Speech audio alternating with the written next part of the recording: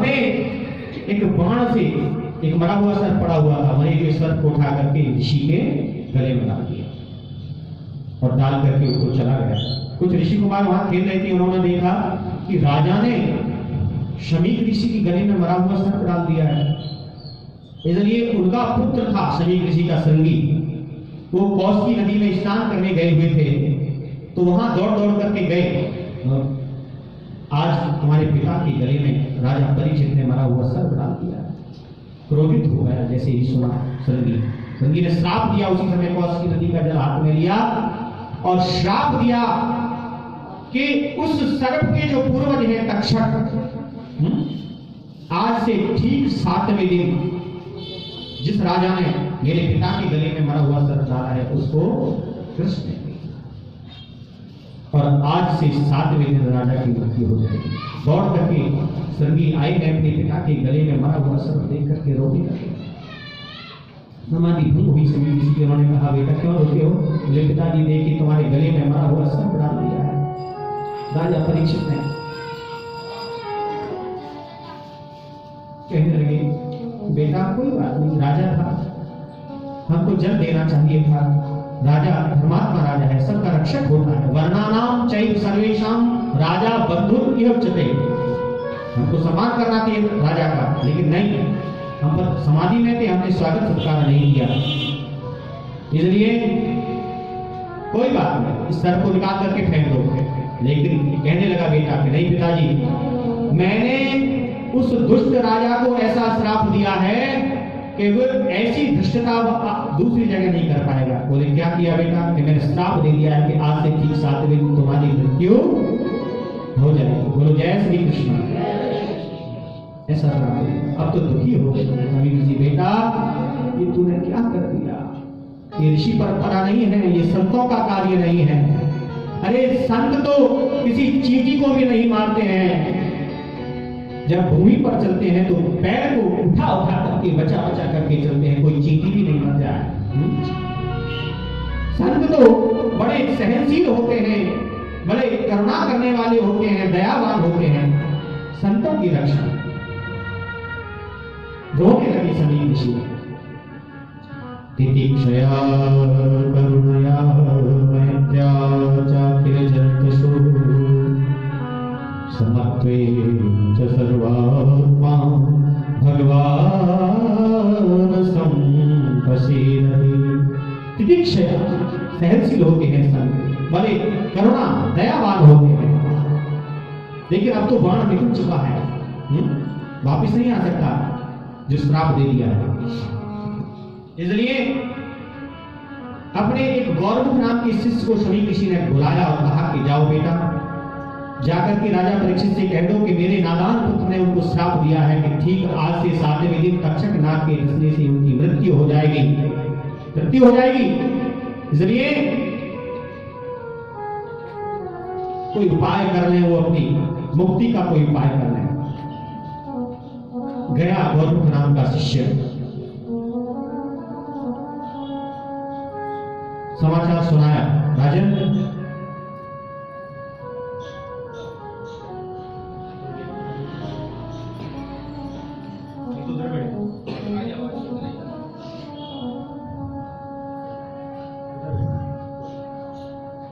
प्रेम से कहो जय श्री कृष्ण। ठीक आज से 7वें दिन मृत्यु हो जाएगी। उनके पुत्र ने तुमको श्रापित कर दिया है, श्राप दे दिया है, और अपनी मुक्ति का उपाय जो करना है कर लो।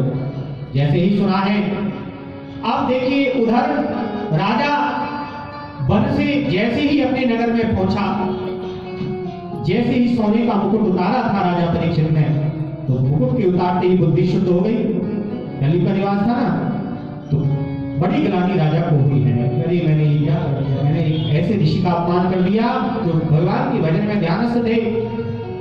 और इधर गौरमुख नाम के शिष्य ने समाचार दिया कि श्राप दे दिया है पुत्र ने उनके में। कहने लगे भैया उन्होंने जो मुझे श्राप दिया है ना, 7वें दिन मृत्यु मेरी होगी। मेरी तो मृत्यु मैं तो चाहता हूं कि अभी हो जाए इसी क्षण, मैंने ऐसा अपराध किया है। उन्होंने तो मुझे 7 दिन देकर के वरदान का काम किया है, मैंने इस संत का अपमान कर दिया। संत भगवान से बड़े हो गए हैं, इसलिए मैं तो सोचता था कि उनके पास जाकर के ग्लानि का अनुभव करूंगा, पश्चाताप करूंगा, क्षमा याचना करूंगा, लेकिन कोई बात नहीं है। तुरंत अपने मंत्रियों को बुलाया, कहा कि अपने पुत्र को सिंहासन पर बिठाना।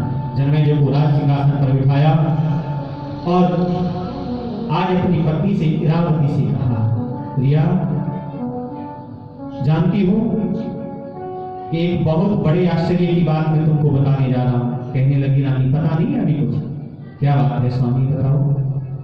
कि सबसे बड़ा आश्चर्य ये है कि संसार के लोग जिनको क्षण भर का पता नहीं है कि कब हमारे प्राण निकल जाएं, एक श्वास का पता नहीं है।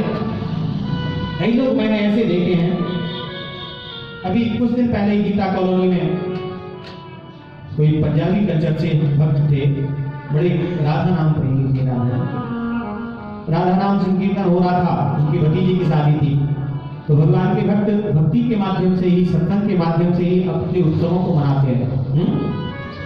कई लोग डीजे बजाते हैं पूरी रात, महाराज पूरा पूछो भाई, वो जरूरी है।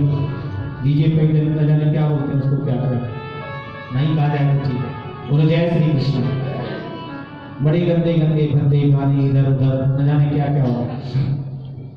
लेकिन जो भगवान के भक्त होते हैं वो मंगल उत्सवों के कीर्तन, संकीर्तन, जागरण, चौकी के माध्यम से मनाते हैं। कीर्तन हो रहा था, राधा राधा राधा, आइए राधा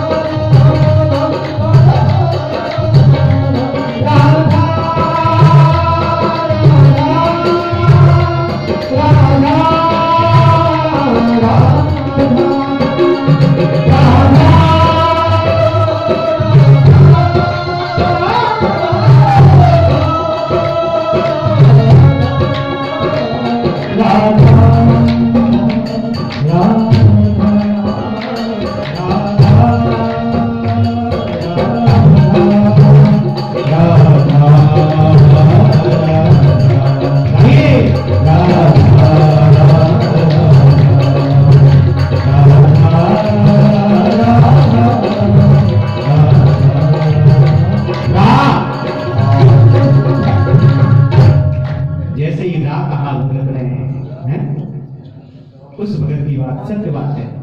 जैसे ही रा कहा ना तो रा के कहते हैं पीछे लौट श्री राधा। जैसे ही रा कहा, रा के कहते ही पीछे लौट गए, प्राण फेर हो गए। समझ लो भक्तों, ऐसा होता हो।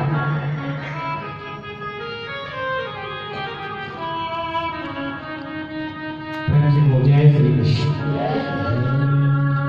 हमारे परमादरणीय मित्र हैं और व्यास जी हैं।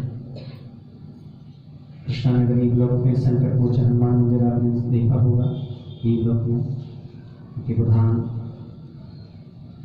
सेवक हैं भगवान के श्री राजेश शास्त्री जी उत्तराखंड से, और साथ में हमारा ये बड़ा प्यारा ये वैदिक ब्राह्मण है आचार्य ओम प्रकाश, हमारे में इनका स्वागत है।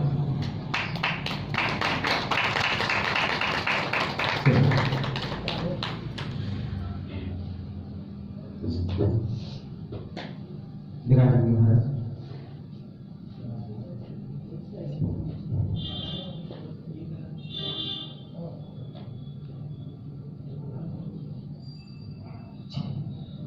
विराजमान प्रेम से कहो जय श्री राधे।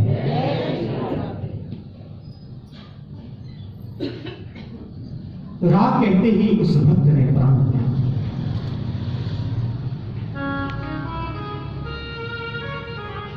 यही भक्ति है, यही भक्ति है।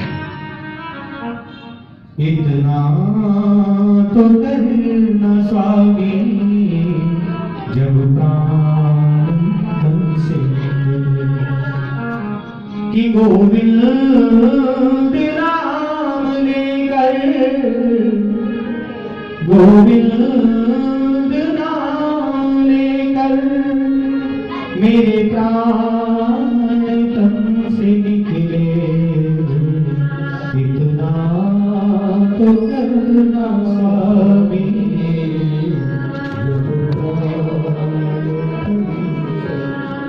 देवी, मैं सबसे बड़ा आश्चर्य तुमको बता रहा हूं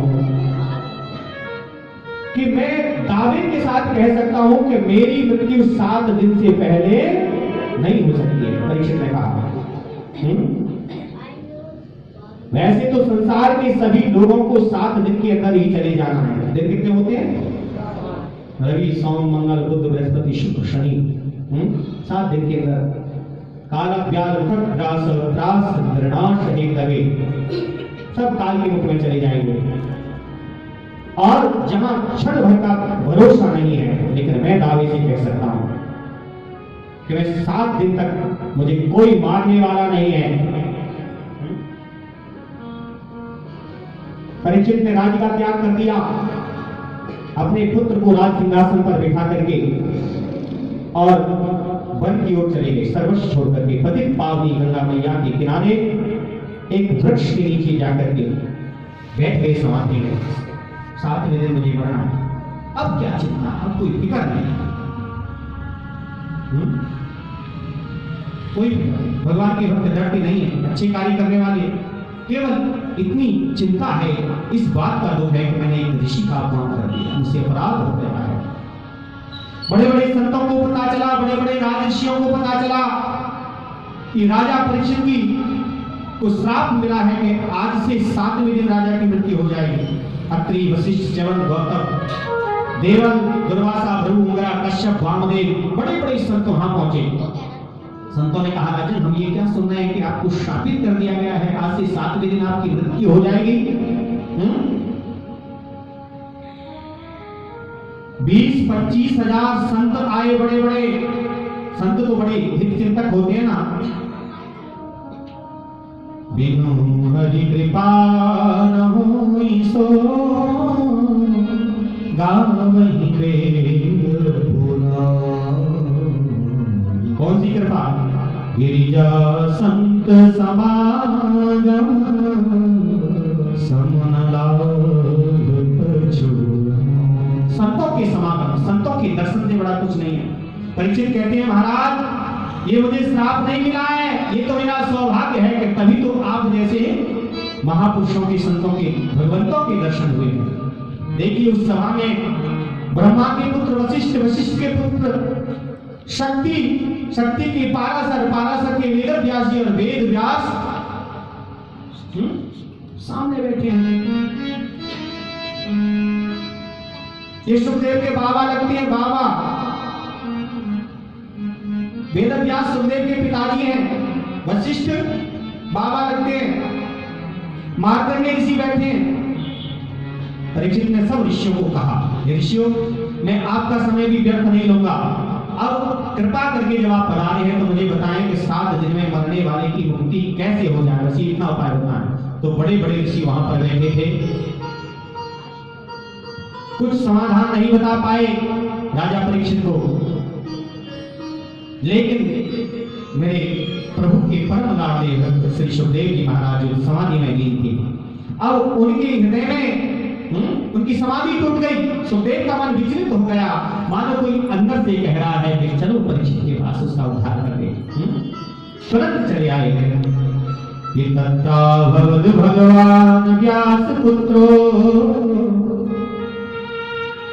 यदीक्षया गामटमानोपेक्ष अलक्षलिंगो निजलागतुष्टो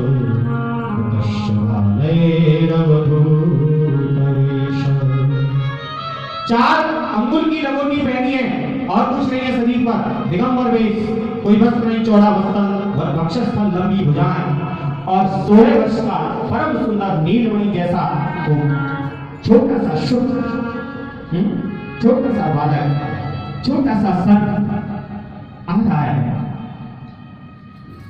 आज थोड़े से कपड़े अच्छे हों, माथे पर टीका छापा अच्छा लग जाए, कपड़े अच्छे हों तो लोग पीछे चले गए, अरे बहुत बड़े संत होंगे भाई, चलो 100-200 पीछे, 100-200 आगे, और बड़ा कुंभ के मेले में देखते हैं ना, तो जय श्री कृष्ण, जितने ज्यादा पीछे शिष्य होंगे उतना ही ज्यादा संत बड़ा होगा। इसलिए अन्यथा ये आलोचना नहीं है, ये संतों की आलोचना नहीं है। साधन भी करते हैं कि ज्यादा भाई उस दिन आना, शाही स्नान के दिन जरूर आना।